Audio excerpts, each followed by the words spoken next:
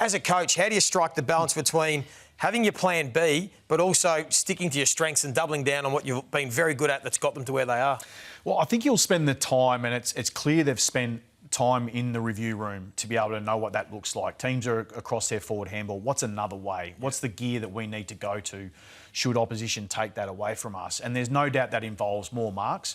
It's still about going forward, but then overlapping from there. So there was some really strong vision on the weekend where it was probably more coming out of contest and finding choice and finding a mark, more than what it was about being able to link by hand the whole way down the ground. So you see the intercept there, facing the game still, looking at the game. You just see the composure there from Rampy, gives it to the ball user, just being able to use those numbers in between, being controlled, taking the game forward, finding another mark, looking for another overlap.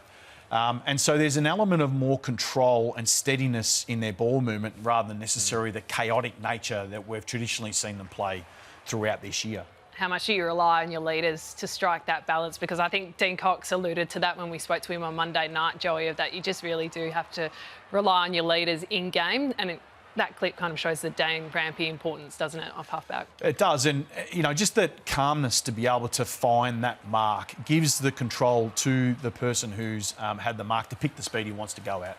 So rather than being chaotic, you get the chance to be able to put composure in the game.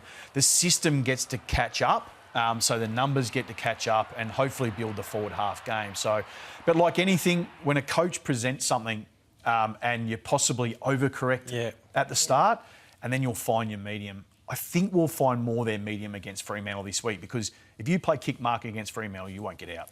And that's the beauty of where they've got themselves to, Sydney. They're in a position where they can just start to evolve their game for finals, knowing that they've set themselves up with the ladder position. You speak about the midfields. We know Fremantle's is stacked. If you're Dean Cox and you've got James Jordan, the asset there, who's gone to Bontempelli, gone to Butters, gone to Nick Dacos, where would you be looking with the Fremantle midfield to try and stop? Is it the player that starts the contest like a Caleb Sarong that gets it to the outside runners, or is it the guys that do the maximum damage on the outside?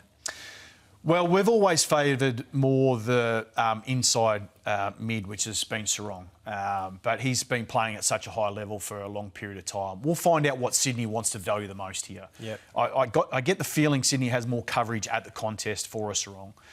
The Reed, however, he's the one that may get more of the attention. His finish forward of centre is as good as there is in the competition right now. So certainly Bolton and Reed do flips at centre square bounce, so that'll be something to watch whether Mills and Jordan can get that relationship going. But certainly he's been the one that's had the most impact for Fremantle, no doubt. And hasn't copped the tag yet. Yeah. Not yet, not yet. How long can you debate this for sometimes with your assistant coaches? It is constantly looking through the data. I mean, a number of times we've had before probably Reed come online it was Brayshaw or Sarong. So you're sitting there going, well, Brayshaw has the impact post-stoppage, you know, Sarong has the impact at stoppage. And so you debate that about where you want to go with it. So, you could be upwards of 30, 45 minutes.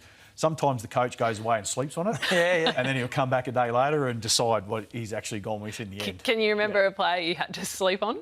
Oh, it's sleepless nights every single week trying to figure out that. I reckon Nick Dacos goes okay. There's a few sleepless nights on how you get that done. It's near impossible. What about Isaac Heaney? There'd be a few sleepless nights with him. Yeah, another impressive player. I mean, he's been the most impactful player in the competition. So, you know, not only is he strong at contest, he's incredible away from the contest, and we know what threat he is when he goes forward. And that's where the challenge lies, because if you get the matchup wrong, the sheer size and strength of him forward of the ball really puts midfielders under pressure.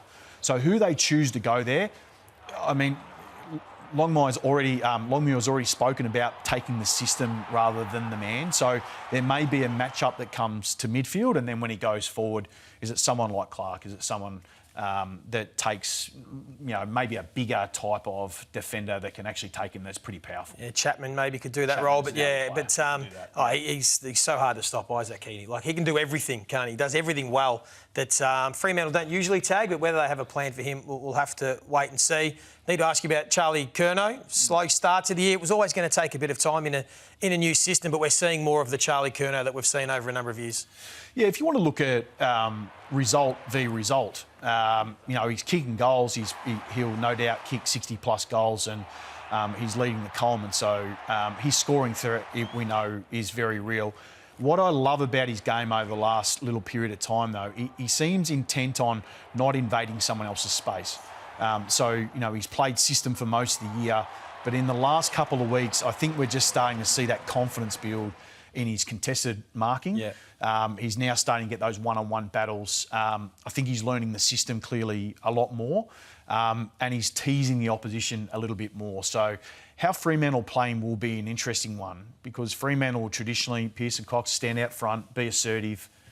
It's sort of what Charlie likes. He likes the assertive defenders to be able to play in front, and then he can work his leading patterns from there, draw you into the contest and get you out the back. So whether they make an adjustment or not will be actually an interesting way that Fremantle go about that. Interesting. A tip to finish before we get to some other news?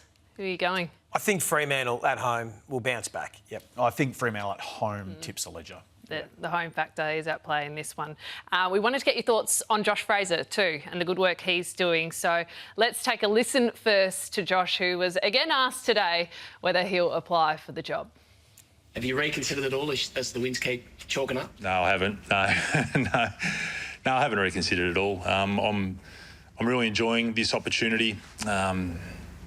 There's a lot of responsibility that comes with being an interim coach, and my focus is really on how we make sure the club's better placed at the end of this journey. I'm enjoying what that brings and learning a lot while I'm doing it. Big game ahead for Carlton, Hawthorn, Saturday night football, exclusive to Fox. Vossy, should he apply? It's a tough... What I do know is with senior coach, you don't want to be walked into this job. So this is something you've got to want to do. So if he harbours something there, maybe we might find out in due course, not necessarily now. And certainly from an insight where the club priority is right now, it is about the team. So if there's, this whole thing's been about club first, and it's been about where the team's at and probably their run and what they need to be able to do at the back end of this season. So I'm sure Josh and the club are really conscious of not interrupting that and not disrupting anything about what they're trying to do right now. But if I had my chips in on something, I would say that the candidates that are there right now will probably be explored. And once that has got down to the final 2 or 3, that might be the time when Josh enters the race. But it'll be more at the back end, certainly won't be at the front end. So I think they'll push that out as far as they possibly can. It does feel that way. Well, what do you think this group's capable of from here on in? We know they've won 7 on the trot. We know their draw gets tougher from here. You obviously know them as well as anybody. How far do you think this group can go this season?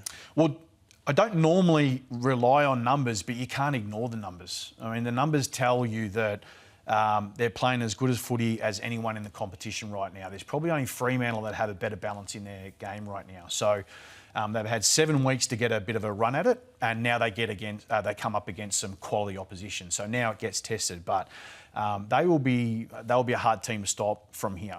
So I would have thought they'd be looking at anyone right now that they're facing over the coming weeks and not thinking that they can't do very well in those games. Yeah, it'll be must-watch Saturday night football against the Hawks at the G, exclusive to Fox. We love having you here at Fox. Vossy, we'll see you Thursday night on the telly tomorrow. Looking forward to it. Good. Go get a full night of sleep now that you can relax. And go the Queenslanders too. Oh yes. True. Yeah. We'll let you get straight to the pub. Up next, a full round 18 preview with Adam Simpson and John Longmire. They join us next.